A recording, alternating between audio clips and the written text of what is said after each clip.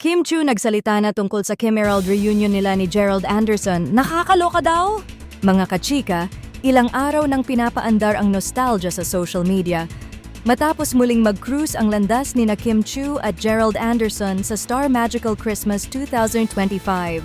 Pareho silang pinarangalan ng Loyalty Awards at habang tinatanggap nila ang recognition, parang may beso moment pa.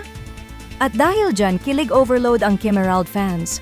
May mga throwback clips at fan posts na agad kumalat online.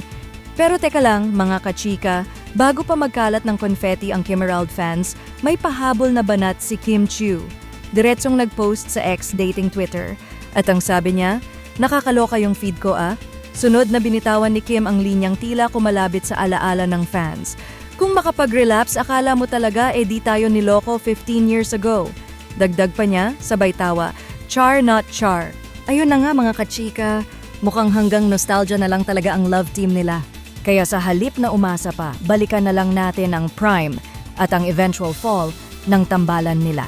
Matatandaang nagsimula ang tambalang Kim Emerald sa loob ng Pinoy Big Brother Teen Edition noong 2006 at naging isa sa mga iconic love teams ng panahong yon. Pero noong 2010, kumpirmado na ang kanilang hiwalayan. At mula noon, kanya-kanyang landas na sila sa buhay at showbiz. Kaya ano sa tingin nyo mga kachika? Hanggang dito na lang ba talaga ang Kim Emerald? At enough na ba ang tweet ni Kim para masabing hindi na maulit muli?